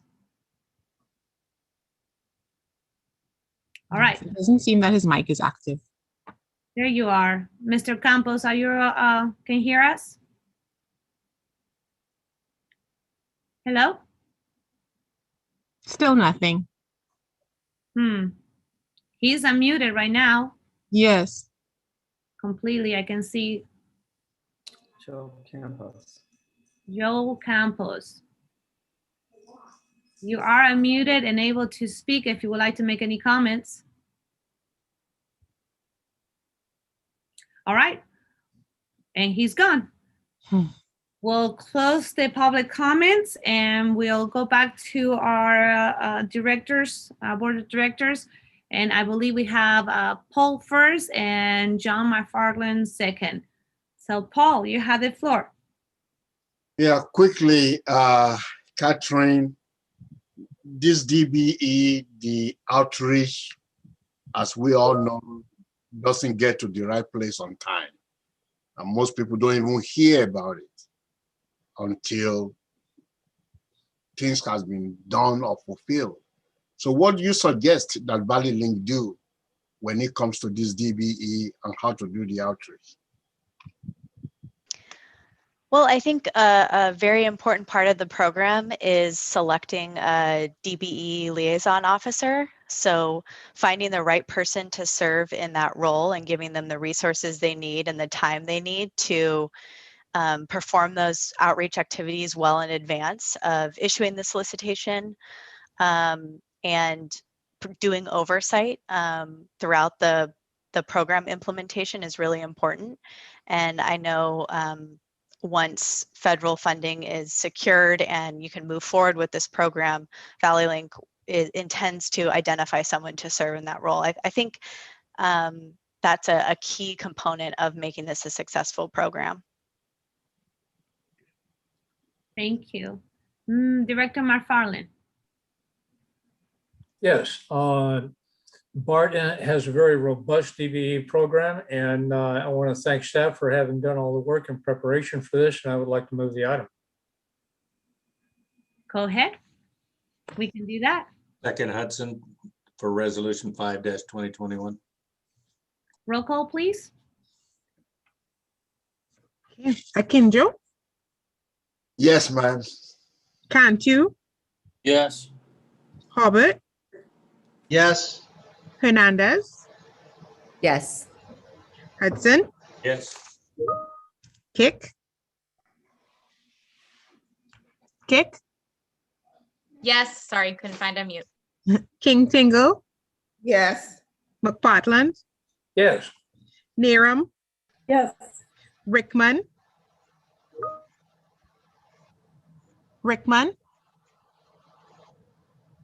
Stepper, Yes. Vargas, Yes. Warner, Yes. Zuba, Yes. Rickman. Did we lose Robert Rickman? Okay, motion passes. All righty. Well, number 9, director's discussion, comments, questions, and agenda requests. I actually have a request if he will graciously accept to say some words. I'm very excited that our former supervisor and chair of Valley Link has joined us in the call. And I want to say that we could have not been here if it wasn't for his leadership on the environmental work and his tenacity to get us to where we are today. I'm forever thankful for all the hard work that he has done. And his leadership is, it still is to this day, something that is proven. So I don't want to embarrass him too much. I know that he does not like to hear all those things, but I hope that he will grace us with a little comment. Scott, if you're there, would you like to say something?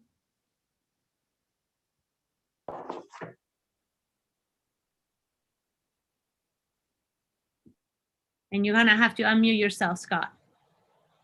Well, I think after that thrashing I took from Mr. Schoenbrunn, I probably should know that it's best that I keep my mouth shut. It's funny that David, I don't think ever said anything bad to me or really vented this much about the project until after he thought I was offline. I have a word for that in Tennessee. It starts with a C, but you know, I'm going to move on. And David Hudson, we were looking at South Front months before I left, so you can continue to walk down the streets and be safe. I think what's important today is to thank the board. I think you all have understand the importance that we're serving a greater constituency, and you know, I think it's great that you guys decided to move forward today. This is your work. This is not my work. This is not a shrine. I don't need a train as a shrine. It's never my intent. My intent was to give people that are living in good, affordable housing in San Joaquin County access to jobs in the Bay Area, good paying jobs with healthcare benefits. And quite frankly, there's a lot of jobs in San Joaquin County. So there's a group of those people that just want to stay there. But in the meantime, we have a commute problem. We will continue to have a commute problem as truck traffic increases by threefold over the Altamont, and we can do nothing and just let it get worse, or we can do like the people did in the 1950s and decide that electrified train in the Bay Area called BART would be an advantage. And I would just say, could you imagine what it would be like if in the 1950s people didn't get together and develop a train that would give 400,000 people pre-COVID a ride to and from work? The Bay Area would be in gridlock and would not be as successful as it is today. So look, I'm just so proud of all of you. You're hardworking, dedicated elected officials, and you understand what it is about quality of life, and you understand why you're there. So thank you all, and appreciate it. Thank you, Scott. Thank you for joining us, and thank you for saying those kind words. So with that, I believe Director Hudson, you have a... Did we miss number 8? Number 8. Yeah, we need. You did. I did. I moved agenda forward. Thank you for that. Well, I have comments afterwards on 9, but I mean, all right, let's finish 9 and then we'll go back to 8. Okay. I was going to hit on a lot of the stuff that this guy was so far off on, Scott. I'm sorry, but I've served on stuff on ABAG and Air District with him for decades now. And it isn't as if one day he woke up and said, hey, let's do this cute little shrine for me. No, I can tell you that the cities along the 580 corridor owe so much to this guy. We are in an episodic zone. We are as if we are in one of the poor areas because, and I think that's what the lady was trying to say earlier, that we triggered a Spare the Air. We didn't trigger it. We got it is what had happened. It just socks in there, that and all the traffic that's on 580. I kind of joked about Greenville. I wish Melissa told me before I opened my mouth that he was on the line. But I know that Scott was a champion to take BART out there. I mean, he more than anyone else wanted to do that. And when we moved the line off 580 or what we were doing, he took it personally. But you know, this is somebody that took the job seriously, and now to take shots like that is just ridiculous. But being ever the pro, and probably one of the reasons why he's in Tennessee and not here, you get tired of that after a while. Now, Scott Hagerty does not deserve the kind of stuff we just heard. When this is over with, he's one of the people we should probably fly out to get some recognition for his part in it. The next thing I want to bring up is, we've talked an awful lot about the technology and the difference that are going to happen by the time we actually put a train on the tracks. I'm pretty sure that Michael's going to be going to the APTA conference that now is going to be in Florida because California wouldn't open up. And that's nice. It's a good start, but we need to start thinking about sending him to places where these new technologies are. I know that in my city, there's a business park that I talked their transportation director into getting a trip back to Houston when APTA was back there. He went back there, took a look around, said, this stuff's all old, went over to Europe. Next thing we know, we got two of those little toasters running. I call them toasters, the EZ10, the autonomous vehicles. This stuff is really coming fast. And I'm not advocating we send Michael over to Shanghai this year to Electric Vehicle Symposium, but if it's in America, we should definitely send him. I was going to pay my own way to Portland, and I paid my own way to go to Europe. The changes within 5 or 6 months, it's unbelievable. So something to keep in mind, at least if Michael isn't planning on going to Orlando, that we take him in a back room, beat the snot out of him, send him on a plane anyway in November. But many of us should probably think about it too. I'm going with my transit. You should be going with yours. That's it for me. Thank you. Good point. Excellent point. We should talk about that, maybe agendize. I will reach out and have that conversation with Michael. I forgot the most important thing. I see our next meeting is June 9th. Correct. We've been talking about here in the city that on June 15th, we may open up. Is there any discussion or can it be initiated that we might have a live meeting in June? Could be. We'll see. We'll update the board later on. Paul, do you have any comments? Yes. I don't think Michael is going to Florida soon. Just to give him advance warning. If it's not in California, it's not going anywhere. Okay, sounds good. Thank you for that. With that said, we'll close. If nobody has any other comments, we'll close number 9. We'll go to number 8, resolution on the R06-2021 authorization, authorizing the executive director to execute a contract amending the Program Management LLC for the Rail Program Management Consulting Services. This is an action item. Michael, you have the floor. Yeah, all right. So my spending authority is $100,000, and you know, we've talked about Rick as the program manager. He had a super successful career at BART, and we were able to utilize him until he retired. And so when he retired, we entered into a consulting agreement with Rick. He was generous enough to stick around. I think he has an appetite to see this project delivered, and he certainly wanted to help bridge the time period between his retirement and when the new program manager comes on board. So he has formed Rattray Program Management LLC. Using my spending authority, we entered into a contract.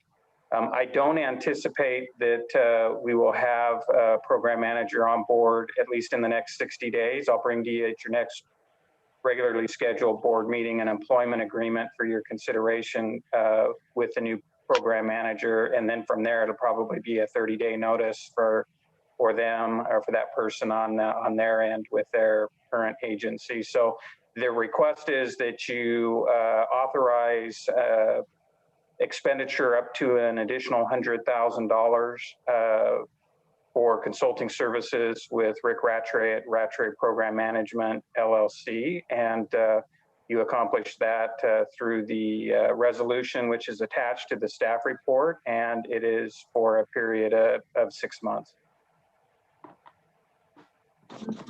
Any questions from the board? Director McFarland. I'm a great fan of Rick, and my comfort level went way up when he ended up leaving BART in order to be able to help out. And my comfort level went way down when I found out he was going to retire. And now it's back up again that we have this resolution on board, and I would like to move it.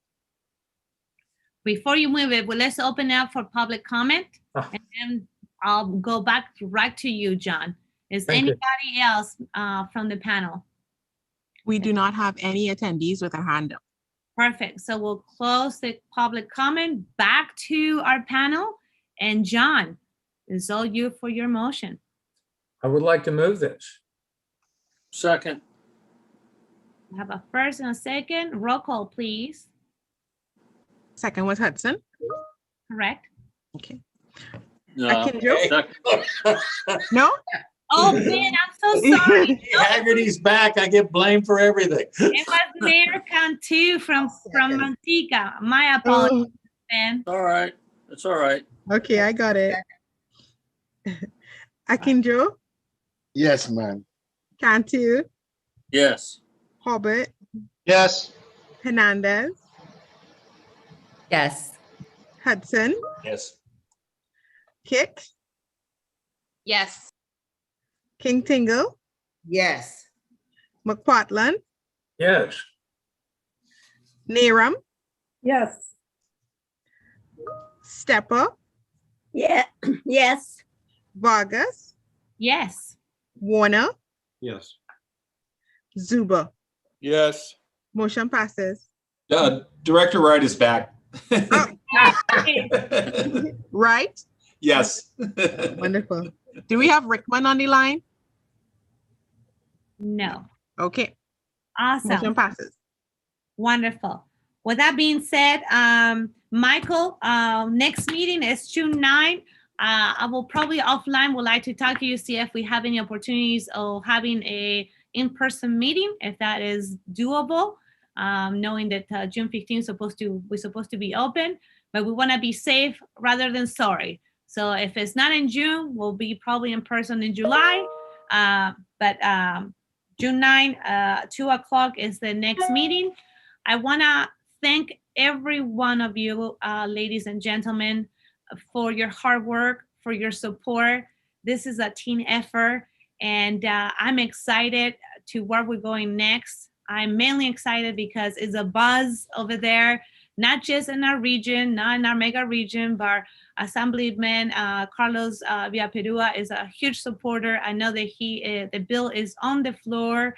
The next is right now on the assembly floor. So we look forward to his leadership and his coordination to pass the bill. And when it gets to the Senate, I know that our author, Susan Eggman, Senator Susan Eggman, will kick it out of the park.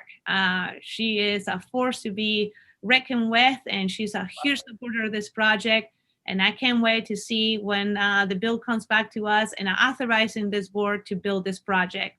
And I will get back to you, Dan, but I wanted to say thank you to everybody and to the 3 congressmen. They are working really hard for federal dollars and lobbying for this project as well. I could not be more proud to be part of this wonderful group of elected officials. I know that for me, is a labor of love. I will continue, despite what you hear up there, continue pitching and lobbying for the TOD. We must have TOD in order to average that 2,000 homes per station, per the corridor. And Tracy have to do something somehow to make that happen, so we can have a station in Tracy. So anyways, Dan, you have it, and then we will go to adjournment. Okay, just a very quick comment. You mentioned the 3 congressmen and our state representatives, but we were on a one voice call with San Joaquin COG this morning with Senator Padilla, his legislative assistant, who name checked our project. You know, it was one of only 2 projects that he name checked the senator's support for. That is right. Alex Padilla, our congressman, and his staff did mention that. Thank you for bringing that up, Dan. We love that people are working and getting together for a nonpartisan bill to move, nonpartisan lobbying to move this project forward. Thanks, Dan. You bet. With that, I will entertain adjournment. It's move to approve. Move to adjourn. Move to approve and adjourn. All right, moved by Wright and second by Hudson. Do we need a roll call? We're good. As long as no one objects, we're good. We're good. Without objection. All righty. Thank you, everybody. Thank Have you. a nice afternoon. Bye. Bye-bye. Thank you,